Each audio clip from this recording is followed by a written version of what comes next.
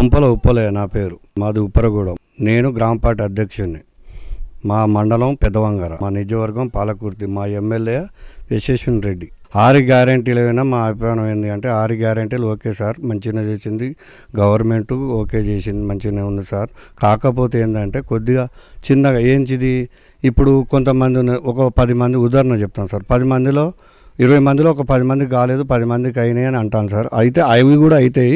దానికి ఒక యాప్ తయారు చేసింది సార్ మా సార్ రేవంత్ రెడ్డి గారు, మా సీఎం. దానికి యాప్ చేసి దాన్ని ఏం చేస్తానంటే ఇప్పుడు ఇంటింటికి సర్వేలు తోలుతాను సార్. ఇంటింటికి సర్వే తోలుతాడు.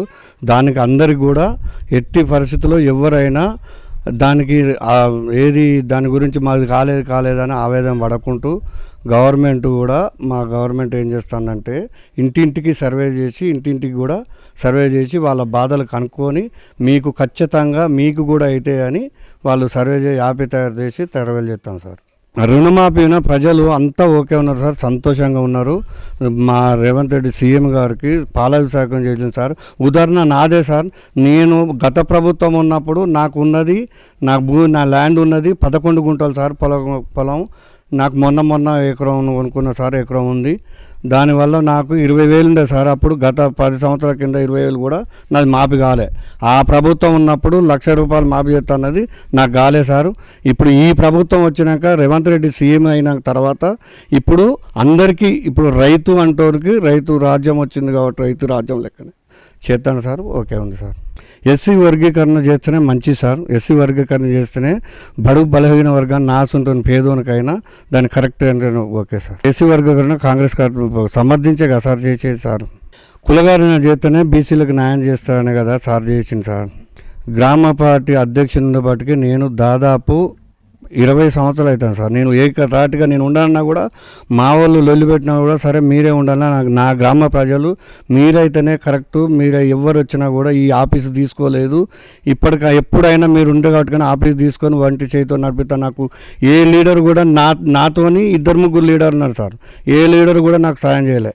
నేను ఉప్పరగూడెంలో సేవ చేసిన నా ప్రజలను అడగండి, ఎస్సీలో పోయి అడగండి. ఎస్సీలో నేను ఎవ్వరు చనిపోయినా కూడా నాకు ఈ పార్టీ ఆ పార్టీ కాదనుకుంటూ ఎవరు చనిపోయినా కూడా నేను ఖచ్చితంగా వాళ్ళకి అరగంట బియ్యము, వాళ్ళకు చచ్చిపోయిన రోజు ఆడ పొద్దెల్లో ఉండి వాళ్ళకు మందు కూడా తెచ్చి వాళ్ళని నేను అసలు కార్యక్రమం చేస్తాను సార్.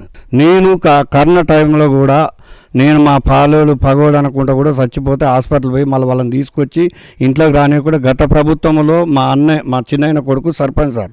ఆయనకు నాకు పడకున్నా సరే ఆయన రావద్దు అంటే నేను పట్టుబట్టి ముందుండి తీసుకొచ్చి నేను నాతో ఒకని పెట్టుకొని నేను ఒంటరిగా అక్కడ కట్ట ఉంటుంది సార్. కట్టకాడ ఆడ ట్రాక్టర్ ఆపి అక్కడి నుంచి నేను ఇంకా నా దాంట్లో కొన్ని తీసుకొని నేనే కాటిదానికి ఎత్తుకొని పోయి అక్కడ వేసి అవన్నీ కార్యక్రమం చేసిన సార్. మీరు తెలుసుకోండి ఊళ్ళో. కేంద్ర బడ్జెట్ అయితే మాకైతే ఏమి ఇప్పటి వరకు అయితే కేంద్రం నుంచి రాలేదు సార్. అది సహాయం వస్తే మనకు కూడా కొంత నయం అవుతుంది.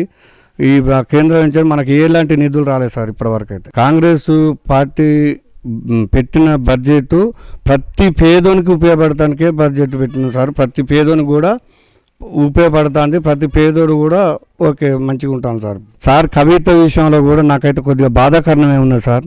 అటువంటి వాళ్ళు వచ్చినా ఇంకేమన్నా ప్రయోజనం చేస్తారేమో అని నాకు అనిపిస్తాను సార్. నాకైతే ఆమె వచ్చిన సంతోషం కాదు సార్, బాధగానే ఉన్నది. కల్వకుంట్ల కవిత వచ్చినందుకు ఇంకా నాకు బాధే, సంతోషం కాదు సార్. ఎందుకు అంటే ఆమె చేసిన స్కామ్, ఆమె చేసింది కరెక్ట్ కాదు కాబట్టి ఆమె చేసింది అట్లనే ఉండాలని నాకు అనిపించింది. కానీ సరే ఏ లెక్కమటి వచ్చిందో అది ఏది, ఇది టీఆర్ఎస్ బీజేపీ వీళ్ళంతా కలిసి వీళ్ళు ఒక నాటకాల మీద తీసుకొచ్చింది సార్. నేను ఖచ్చితంగా సర్పంచ్కి పోటీ చేస్తాను సార్, ఖచ్చితంగా చేస్తాను. నా ప్రజలే నేనే నా ప్రజలు, ఉప్పరగూడెం నా ప్రజలు. ఖచ్చితంగా నేను ఉండాలన్నా కూడా మీరే ఉండాలి, మీకు పేరున్నది మీరైతే చేయగలుగుతారు అని నా ప్రజలు కోరుకుంటాను సార్. అది వాళ్ళ మేరకే నేను నిలబడాలనుకుంటాను సార్. మాజీ సర్పంచ్ జమున సార్, మాజీ సర్పంచ్ దుంపల జమున, ఆమె చేసిన పనులు వ్యతిరేకం కోసమే ఆమె ఓడిపోవడం జరిగింది. కనీసం ఊర్లే సీసీ రోడ్లు వేసాను సార్. సీసీ రోడ్లు వేసి నేను చూపెడతా. సీసీ రోడ్లు వేసిన చూడు, డ్రైనేజ్ లేదు, సీసీ రోడ్లు వేసిన అది వేస్ట్ ఎమ్మట కొట్టుకుపోతాను సార్. అది నేను చూపెడతాను మీకు. అది అటువంటి పనులలో కొద్దిగా అవకతవకలు చేసిన చాలా, దానివల్లనే ప్రజలు విసిగించుకొని ఓటు వేయలేదు సార్. వేసి సార్ గెలిపించారు అనుకొని ఇప్పుడైతే వేయరు సార్. సార్ నేను ఖచ్చితంగా నా ప్రజలకు ఏం చెప్తే అది చేసుకుంటూ నాకు నేను ఇప్పుడు ఊర్లో గ్రామ పంచాయతీలో మా ఉప్పరగూడెం విలేజ్లో ఇప్పుడు నేను చేసేది ఏమున్నదంటే సార్ డ్రైనేజీ లేదు సార్. డ్రైనేజీ మంచిళ్ళు తాగునీటి ఇబ్బంది ఉంది సార్. అవి ఆ తాగునీటి చేస్తూ నేను గెలిచిన ఎమ్మటే నేను నా ఊరు ప్రజలు ఏం కోరుకుంటూ అది చేస్తానికి నేను సిద్ధంగా ఉన్నా. డ్రైనేజీ, మెయిన్ నీళ్లు, వీధి లైట్లు, కరెంటు కొరత కూడా కొంత ఉన్నది సార్. అది కూడా చేస్తా. కొన్ని గుళ్ళు ఉన్నాయి సార్, ఆ గుళ్ళు కూడా చేసి ఉన్నాయి. గత సర్పంచ్ జమున గారు, మాజీ సర్పంచ్ జమున గారు గుళ్ళు కట్టిస్తా నేను కట్టించాను అంటాను సార్. వాళ్ళు కట్టించాను కాదు సార్. అలా నేను ఒక సభ్యుని, నేను ఇంటింటికి రేషన్ కార్డుకు అదే మా అన్న వాళ్ళ భర్త, సర్పంచ్ భర్త మా అన్నయ్య, మా చిన్న కొడుకు సార్, సమ్మయ్య అని, దుంపల సమ్మయ్య అని, ఆయన నన్ను ఒక నెంబర్కి పెట్టి మన కులానికి అంటే మా కుల వర్గం ఉంటుంది సార్. ఇప్పుడు దుంపలోళ్ళు ఇట్లా సోమోళ్ళు బాయినోళ్ళు అట్లుంటారు సార్. అయితే మా దుంపలు మాదే పెద్దది సార్ ఊళ్ళో. అయితే అరే మన దుంపల కాడికి నువ్వు వసూలు చేస్తే నువ్వైతేనే కరెక్టు, అందరు ఎవరు ఉప్పలే అయితేనే కరెక్టు, ఒక్క పైసా కూడా అవినీతి చేయడు, దాని గురించే ఉప్పలే ఉండాలని పెట్టింది సార్.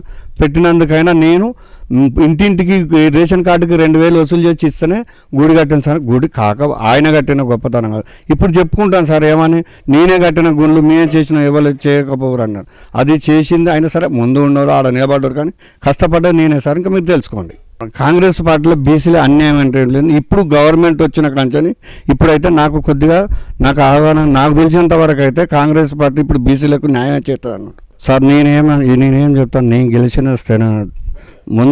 గెలిచిన ముందు దానికంచనే ఫస్ట్ నా గ్రామం చేసింది ఏంటంటే బెల్ట్ చేపలు తీసాడు. రెండవది, ఈ లేడీస్కు రక్షణ అనేది గత ప్రభుత్వంలో లేదు.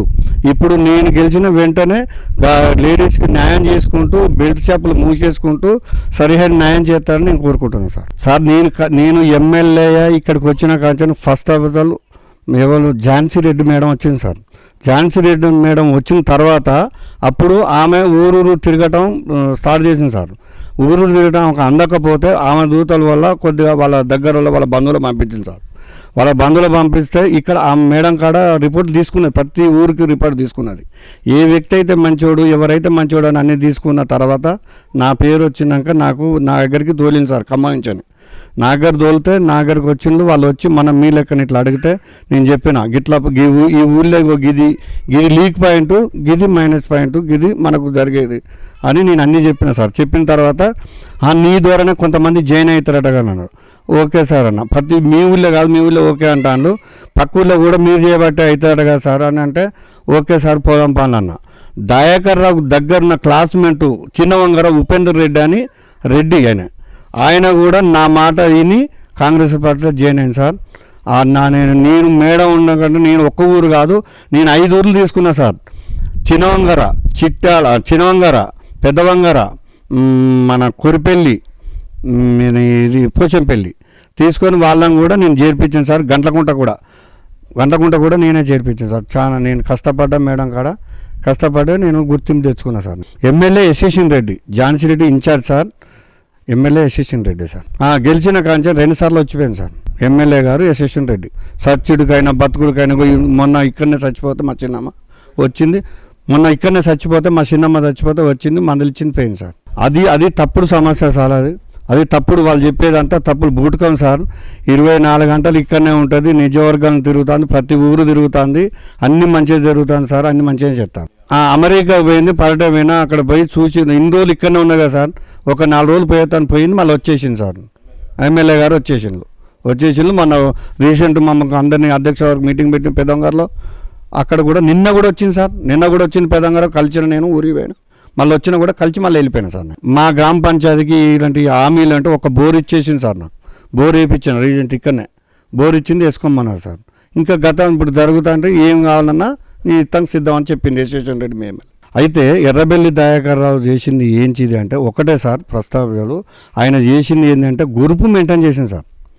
గ్రూపు మెయింటైన్ చేసి ఇప్పుడు నేనున్నా, నాయం బట్టి ఇంక ఇద్దరు ఉన్నారు, మా కొడుకు అయినా శ్యామ్ అంటైనా ఇంకా అంటే అసంటోళ్ళను ఏం చేసిందంటే నన్ను పిలిచిండు, వాళ్ళని పిలిచి నీకెందుకు పో, నీకు ఇంకోటి ఇస్తా, నీకు ఇంకోటి ఇస్తా, నీ మంది నువ్వే పెట్టుకో, నా మంది నేనే పెట్టుకుంటా అని గ్రూపులు చేసి చాలా అన్నిటికి కూడా ఆయన చేసిన పనులు విసిగించి జనం ఇట్లా అది ఇది అని చెప్పడం మాయమాటలు చెప్పడం అన్నీ చేసటం వల్ల ఇక మొన్న రీసెంట్గానే ఇక్కడ మన బొమ్మెర్ల ఇక్కడ దేవుడు ఉంటాడు సార్, అక్కడ ఆలయం, అక్కడ దాని పక్కమంటే 100 ఎకరాల కబ్జా చేసిండని, మళ్ళీ గుర్తుల్లో కూడా చేసిండని ఇవన్నీ జనాలకు తెలిసిపోయి జనాలతో మాకు ఈ దయాకర్ వద్దు, ఇప్పుడు సరి అయిన టైంలో సరి అయిన మేడం వచ్చింది, మనకు ఖచ్చితంగా చేస్తుంది, మేడం ఉండాలి అని మేడాన్ని గెలిపించింది సార్. ఓడిపోవడం కారణం ఆయన గురుపుల వలన ఈయన చేసిన పనుల వల్ల ఓడిపోయింది సార్. వయసు చిన్నది పెద్దది లేదు సార్, అక్కడ మంచి చెడు రెండే. మంచి చేస్తుందని జనాలు నమ్మిండ్రు కాబట్టి యశస్విని రెడ్డి ఎమ్మెల్యే గారికి ఓటేసి గెలిపించింది సార్.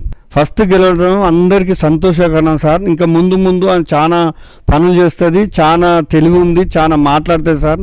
అన్ని విధాల అన్ని రకాల అంగబలం అండాబలం అన్నీ ఉన్నాయి సార్ మేడం మా యశస్విని రెడ్డి ఎమ్మెల్యే గారికి. ఓకే.